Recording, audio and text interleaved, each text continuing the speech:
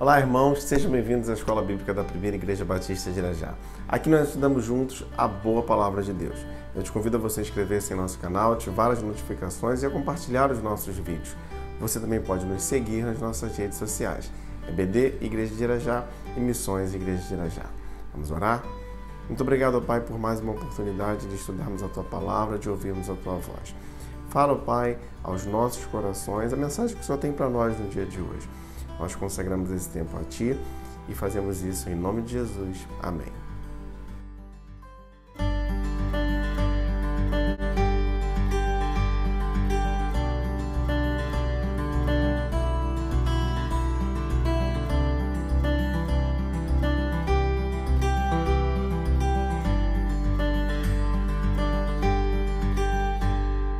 E nós estamos estudando os ensinos de Jesus no Evangelho de Marcos. Chegamos hoje, então, à última lição do nosso trimestre. Lembrando que todas as nossas lições estão disponíveis na playlist EBD do nosso canal. O título da lição de hoje, Julgamento, Morte e Ressurreição de Jesus. A sobriedade de Jesus diante de Roma. Marcos capítulo 15, versos de 1 a 15. Eu lerei os versos de 1 a 14. De manhã bem cedo, os chefes dos sacerdotes, com os líderes religiosos, os mestres da lei e todo o sinédrio chegaram a uma decisão. Amarrando Jesus, levaram-no e o entregaram a Pilatos. Você é rei dos judeus? Perguntou Pilatos. Tu o dizes, respondeu Jesus. Os chefes dos sacerdotes o acusavam de muitas coisas. Então Pilatos o perguntou novamente. Você não vai responder? Veja quantas coisas o estão acusando. Mas Jesus não respondeu nada. E Pilatos ficou impressionado. Por ocasião da festa, era costume soltar um prisioneiro que o povo pedisse. Um homem chamado Barrabás estava na prisão com os rebeldes que haviam cometido assassinato durante uma rebelião. A multidão chegou e pediu a Pilatos que lhe fizesse o que costumava fazer. Vocês querem que eu lhes solte o rei dos judeus? Perguntou Pilatos, sabendo que fora por inveja que os chefes dos sacerdotes lhe haviam entregado Jesus. Mas os chefes dos sacerdotes incitaram a multidão a pedir que Pilatos, ao contrário, soltasse Barrabás. Então, que farei com aquele a quem vocês chamam rei dos judeus? Perguntou-lhes Pilatos. Crucifica-o, gritaram eles. Por quê? Que crime cometeu? Perguntou Pilatos. Mas eles gritavam ainda mais. Crucifica-o. Na lição anterior, nós falávamos da serenidade de Jesus quando do momento da sua prisão. E essa sobriedade ela vai permanecer diante dos julgamentos que enfrentaria. Jesus seria submetido a um tribunal religioso e um civil, e cada um deles tinha uma posição distinta sobre o seu caso. Caifás, o sacerdote, ele o considerava culpado, e Pilatos o considerou inocente, buscando salvar sua vida. Então, o tribunal romano, ele percebia a inocência de Jesus, mas o julgamento religioso o condenava, ainda que suas acusações fossem inconsistentes. Há ainda uma lição que nós devemos aprender com esse texto, que é sobre o coração das pessoas. O coração das pessoas, ele é volúvel e inconstante. Alguns dias atrás, a mesma multidão que agora pede a crucificação de Cristo, ela estava gritando, bendito é o que vem em nome do Senhor. Então, meus irmãos, esse é um exemplo do mau uso da liberdade.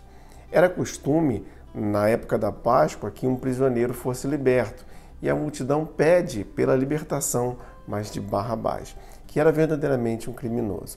Pilatos, por sua vez, ele, ainda que não encontre culpa em Jesus, demonstra estar mais preocupado com a sua reputação do que com o fazer justiça e decide entregar Jesus à crucificação. O verso 15. Desejando agradar a multidão, Pilatos soltou-lhes Barrabás, mandou açoitar Jesus e o entregou para ser crucificado. O alvo de nossas dores e humilhação. Evangelho de Marcos, capítulo 15, versos de 16 a 20. Os soldados levaram Jesus para dentro do palácio, isto é, ao pretório, e reuniram toda a tropa. Vestiram-no com um manto de púrpura. Depois fizeram uma coroa de espinhos e colocaram nele. E começaram a saudá-lo. Salve, rei dos judeus! batiam-lhe na cabeça com uma vara e cuspiam nele. Ajoelhavam-se e lhe prestavam adoração. Depois de terem zombado dele, tiraram-lhe o manto de púrpura e vestiram-lhe suas próprias roupas. Então o levaram para fora a fim de crucificá-lo. Jesus estava sendo zombado por duas acusações: a política, de que ele se fazia rei, e a religiosa, de que ele se fazia filho de Deus. Ele estava sendo ridicularizado. Batiam em sua cabeça, cuspiam nele, e toda essa afronta e humilhação fazia parte do cumprimento do que estava escrito pelo profeta Isaías, no seu capítulo 53, versos 3 e 4. Diz assim: foi desprezado e rejeitado pelos homens, um homem de tristeza e familiarizado com o sofrimento, como alguém de quem os homens escondem o rosto. Foi desprezado e nós não o tínhamos em estima.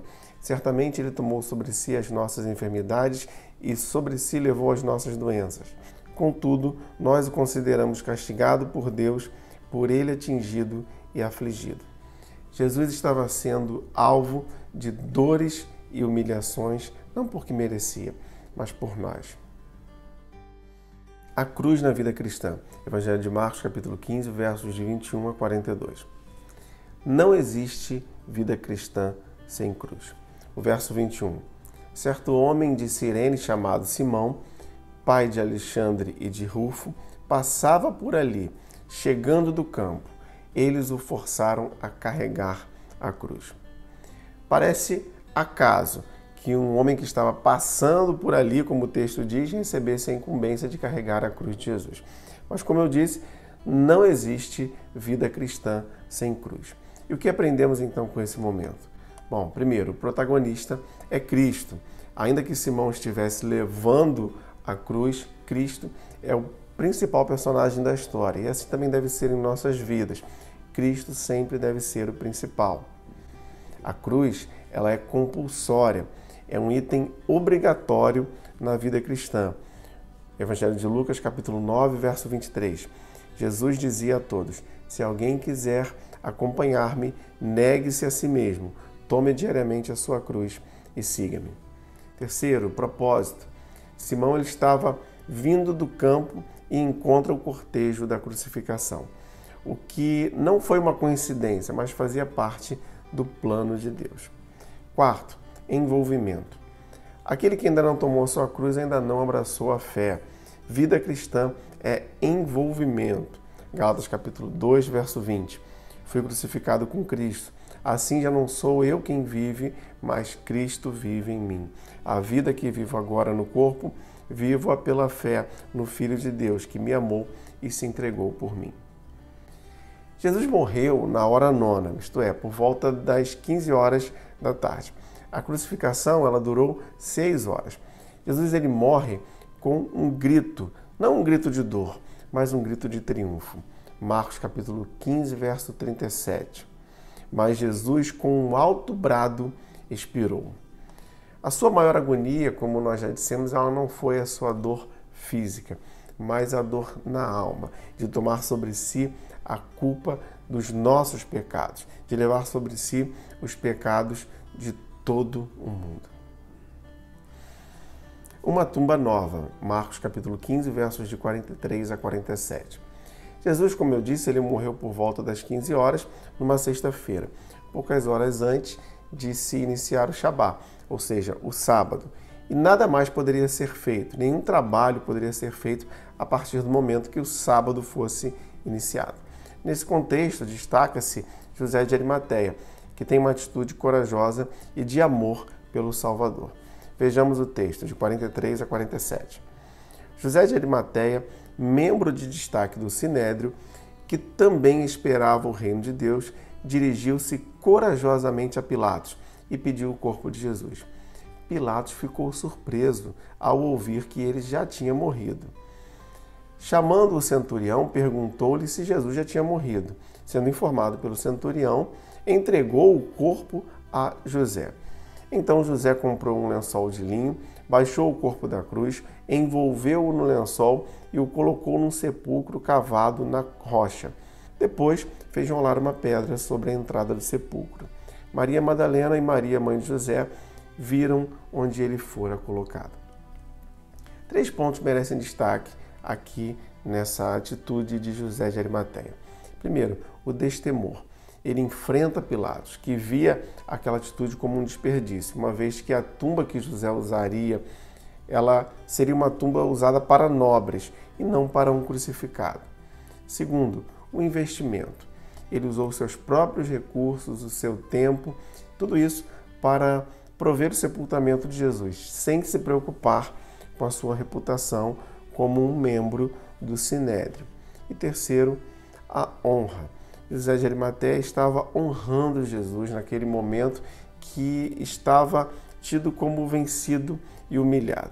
O que é bem diferente daqueles que honraram a Jesus na época em que ele fazia milagres. Nós devemos então honrar a Jesus pelo que ele é e não pelo que ele faz ou pode fazer.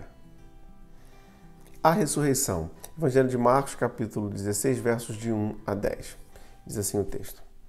Quando terminou o sábado, Maria Madalena, Salomé e Maria, mãe de Tiago, compraram especiarias aromáticas para ungir o corpo de Jesus. No primeiro dia da semana, bem cedo, ao nascer do sol, elas se dirigiram ao sepulcro, perguntando umas às outras: quem removerá para nós a pedra da entrada do sepulcro? Mas quando foram verificar, viram que a pedra, que era muito grande, havia sido removida. Entrando no sepulcro, viram um jovem vestido de roupas brancas assentado à direita e ficaram amedrontadas. Não tenham medo, disse ele. Vocês estão procurando Jesus, o Nazareno, que foi crucificado. Ele ressuscitou, não está aqui. Vejam o lugar onde o haviam posto. Vão e digam aos discípulos dele e a Pedro: ele está indo adiante de vocês para a Galiléia. Lá vocês o verão, como ele lhes disse. Tremendo e assustadas, as mulheres saíram e fugiram do sepulcro, e não disseram nada a ninguém, porque estavam amedrontadas. Quando Jesus ressuscitou na madrugada do primeiro dia da semana, apareceu primeiramente a Maria Madalena, de quem havia expulsado 7 demônios. Ela foi e contou aos que com ele tinham estado. Eles estavam lamentando e chorando. O que podemos aprender com essas mulheres que vão ao túmulo de Jesus e encontram então o túmulo vazio? Primeiro, desembolsar. Elas haviam comprado especiarias para ungir Jesus sem estarem preocupadas com o valor empregado. Assim nós devemos investir no reino de Deus sem apego a valores ou a algo que tenhamos. Segundo, priorizar. Elas foram logo cedo, não deixaram para uma hora mais tardia. Estavam priorizando Jesus. Assim também devemos ser nós. Devemos honrar a Jesus com prioridade em nossas vidas. Terceiro, perseverar. O túmulo havia sido fechado com uma grande pedra e certamente elas não teriam força para remover aquela pedra. Mas essa incerteza, ela não as impediu de seguir com o seu propósito. Elas não retrocederam, apesar dos possíveis obstáculos. Quarto, proclamar. Aquelas mulheres, elas recebem então a incumbência de serem as primeiras a proclamar sobre a ressurreição de Jesus, de anunciar que a morte fora vencida. A notícia então que mudaria toda a humanidade, ela parte da boca de mulheres que souberam investir, priorizar, perseverar.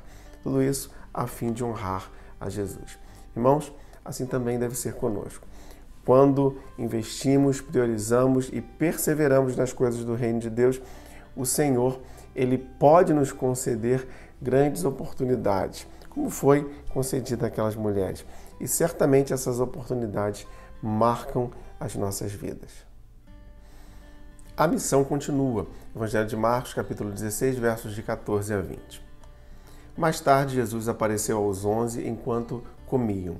Censurou-lhes a incredulidade e a dureza de coração, porque não acreditaram nos que tinham visto depois de ressurreto. E disse-lhes: vão pelo mundo todo e preguem o evangelho a todas as pessoas.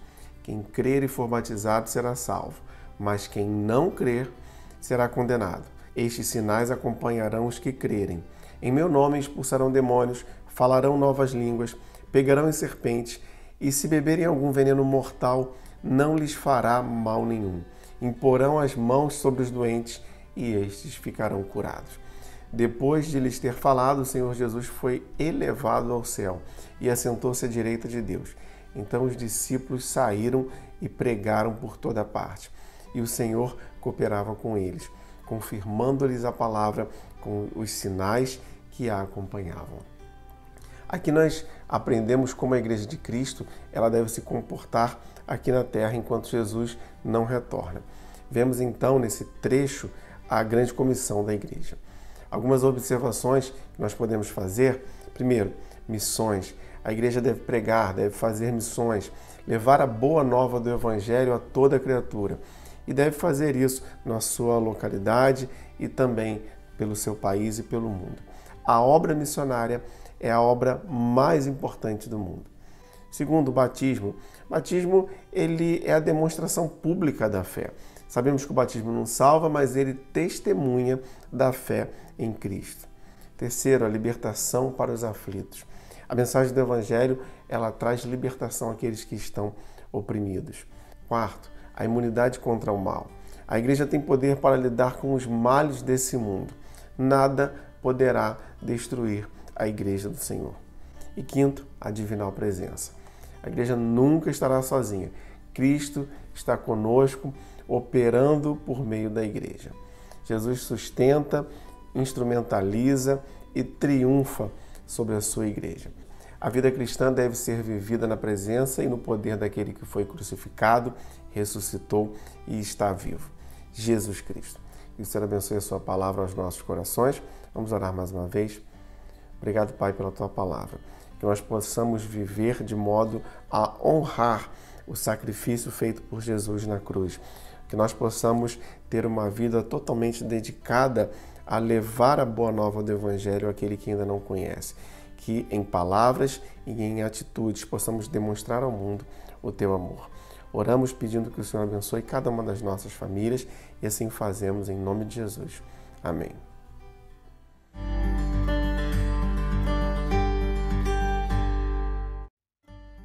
E se você tem alguma dúvida ou comentário sobre nossa lição, você pode nos enviar através do nosso e-mail ou das nossas redes sociais.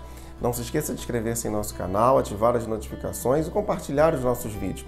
Você também pode nos seguir nas nossas redes sociais, EBD, Igreja de Irajá e Missões Igreja de Irajá. Muito obrigado por você que está conosco aqui na Escola Bíblica da Primeira Igreja Batista de Irajá. E lembre-se, leia, estude, entenda a Bíblia.